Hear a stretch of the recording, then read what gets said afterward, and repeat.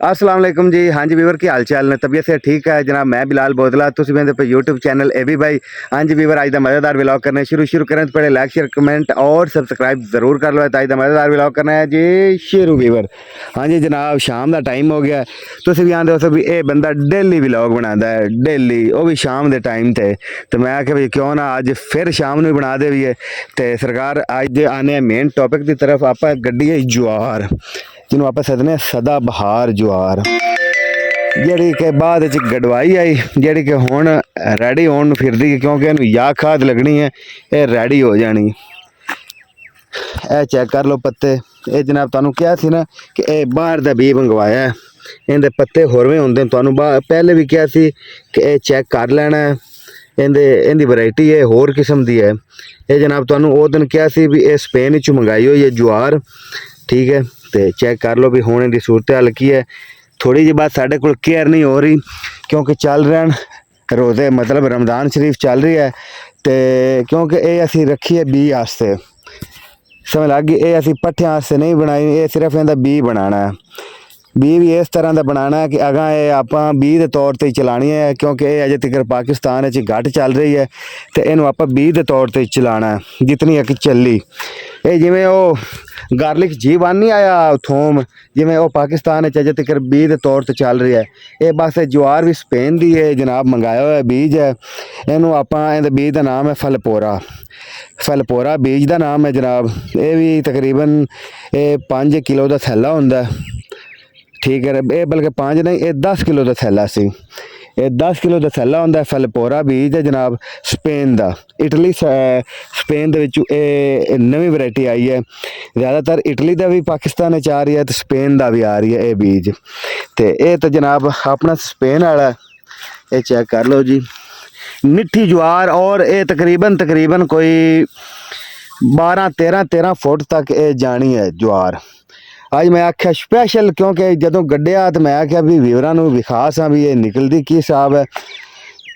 बस ये अजे तक बीज के तौर पर है, तो फसल ये बड़ी महंगी है, क्योंकि ये बीज चलना है। तो ये बीज भी तो तुहानू पता है भी बाहरला बीज कितना महंगा होंदा है। ये हुण नवां रेट निकलिया, तो ये अजे तक व्यापारियों नूं तो वो आखदे भी सानू तुसीं दे देवे है। असीं आने भी असीं तुहानू नहीं देनी, असीं खुद बेचना है। उन्होंने फिर रेट फाइनल होया ना उन्होंने, जो उस रेट नाल फिर बेचांगे। ये तकरीबन किलो अपने कोल होवेगा 20-20 हज़ार रुपए का भी किलो है जाता है इस ज्वार का, क्योंकि बाहर की न्यू वैरायटी आई है। तो मैं कि क्यों ना अज व्यूअरां नाल शेयर किया जाए। इहदे थोड़ा जी जड़ा ना जमीन बनावन साड़ी थोड़ी जी रह गई भी, असी एवं हासी खेड़ी बचपने जमीन बनाई है। तो उन्हें गाह निकलना शुरू हो गया। ये हूँ एक स्प्रे नहीं करवा रहे हैं, क्योंकि ये नॉर्मल जिहा बीज है, भी मतलब नाजुक जिहा, ये ना होवे नाल ये सड़ जाए। तो गाह ये है पक्का, ठीक है ना। ये आते ना भाई ये दूसरा गाह नहीं है। ये जनाब चेक कर लो, ये पक्का गाह है। चेक कर लो जी। तो ये हूँ इन खाद लावे, ये थोड़ी जी उतां होगी, तो थल्लू आप जरा स्प्रे करते इनू सारा गाह आप उड़ा देना। इनका होर भी कोई पता नहीं, की पता सी इनू चौकी करवाइए जितना कि खर्चा की खड़े हैं। इनू तकरीबन 1 बोरी DAP दी, 2 यूरिया दियाँ नाल जी, सल्फर असी पा चुके हैं, पोटाश पा चुके हैं। अजे तक बिल्कुल छोटी है जनाब, अजे तक 1 बोरी DAP दी होर पानी है, 2 बोरियां 3 बोरियां होर भी नाल लगनियां, होर भी बड़ा इनू मादा लगना है, क्योंकि ये मादे नाल ही होनी है, एवें तो होनी नहीं है। मैं कि क्यों ना अज थोड़ा जिहा ज्वार जाके तो तुहानू विखा सका। तकरीबन 20-20 हज़ार रुपए का 1 किलो जाता है। फलपेरा इटली और स्पेन की बीज है, मतलब इन्हें जो आते ना पैदावार ये उतों शुरू हुई है, उतों की कंपनी उन्होंने नवा बीज बनाया। तो अजे तक बिल्कुल बीज के तौर पर चल रही है, क्योंकि ये असा भी बाहरों मंगाई, असी सदवाया उत्थे एक बेली है कंपनी के मुल्तान के, उनका कोई बाहर का कोई हिसाब किताब आ। तो उन्हें कहा भी मैं तुम्हें एक बीज देना, तो वह जरा ना ये मैं तुम्हें दसना नहीं। सन तो वो आंदे मेरी लंगर अच्छी आई है, मुड़ तुहानू पता है पीर बोदले है, इतना एक तो लंगर पानी साडा चलता ही रहता है। लेकिन मैं तुहानू रेट नहीं दसना। उन्हें कहा भी ये मेरा एक गिफ्ट है, तो ये अगर तुम गिफ्ट दस जरा ना, एक गिफ्ट ऐसा है ये ना मुक्कन वाला गिफ्ट है, और इतना एक महंगा तरीन है भी तुम आखसो भी जड़ियाँ कामयाबी वाली पहली सीढ़ी वो सानू तू दे छड़ी। बस वो ही मिसाल है। तो बाकी हम चेक कर लो, पूरा साडा अदवाड़ा गड्ढिया खड़ा है। तो अजे तो बिल्कुल ਇਹ ਵੇਖ ਲਓ ਇਹਦਾ ਚੱਸ ਹੀ ਹੋਰ ਹੈ। ਇਹ ਵੇਖੋ ਨਾ ਹੋਰ ਵੀ ਜੇ ਬੂਟੇ ਹਨ ਹੋਰ ਹੀ ਇਹਦਾ ਹਿਸਾਬ ਹੈ। ਆਪਣੀ ਆਮ ਜਵਾਰ ਤਰ੍ਹਾਂ ਦਾ ਬੂਟਾ ਹੀ ਨਹੀਂ ਹੈ। ਇਹ ਚੈੱਕ ਕਰ ਲਓ ਜੀ, ਆਪਣੀ ਆਮ ਜਵਾਰ ਤਰ੍ਹਾਂ ਦਾ ਬੂਟਾ ਹੀ ਨਹੀਂ ਹੈ ਜਨਾਬ। ਮਜ਼ੀਦ ਮੈਂ ਤੁਹਾਨੂੰ ਇੱਥੋਂ ਆ ਕੇ ਚੈੱਕ ਕਰਵਾ ਦਿੰਦਾ। ਇਹ ਤੁਸੀਂ ਚੈੱਕ ਕਰੋ, ਆਮ ਜਵਾਰ ਤਰ੍ਹਾਂ ਇਹਦਾ ਬੂਟਾ ਹੀ ਨਹੀਂ ਹੈ। ਇਹ ਹੁਣ ਇਹਨੂੰ ਪਾਣੀ ਲਾਇਆ, ਖਾਦ ਵੀ ਲਾਈ ਹੈ, ਤੇ ਮਜ਼ੀਦ ਇਹਨੂੰ ਜਿਹੜਾ ਨਾ ਖਾਦ ਪਾਣੀ ਹੋਰ ਲਾਵਾਂਗੇ, ਸਪਰੇਅ ਕਰਾਂਗੇ, ਇਹ ਉਤਾਂ ਨਿਕਲੇਗੀ। ਇਹ ਤਕਰੀਬਨ ਉਹ ਟਾਲੀਆਂ ਵੇਂਦੇ ਪਏ ਨੇ, ਇਹ ਅੱਤ ਜਾਣੀ ਹੈ। ਇਹ 12 ਫੁੱਟ 13 ਫੁੱਟ ਤੇ ਇਹ ਜਵਾਰ ਜਾਂਦੀ ਹੈ। ਤੇ ਮੈਂ ਕਿ ਕਿਉਂ ਨਾ ਥੋੜੀ ਜਿਹੀ ਅੱਜ ਪ੍ਰੋਟੋਕੋਲ ਨਾਲ ਵੀਵਰਾਂ ਨੂੰ ਵਿਖਾ ਦਈਏ ਕਿ ਕਿਸੇ ਨੇ ਬੀਜ ਲੈਣਾ ਹੈ ਫਲਪੋਰਾ ਦਾ ਤੇ ਰਾਬਤਾ ਕਰ ਲਵੇ। ਇਹ 20,000 ਰੁਪਏ ਦਾ ਕਿਲੋ ਜਾਂਦਾ ਹੈ ਮੇਰਾ ਭਾਈ। 20,000 ਰੁਪਏ ਦਾ ਕਿਲੋ ਹੋਵੇ, ਸੋਚੋ ਕਿੱਥੇ ਗੱਲ ਗਈ। 20 ਲੱਖ ਤੇ ਗੱਲ ਜਾਣੀ ਹੈ। ਘਬਰੋ ਨਾ।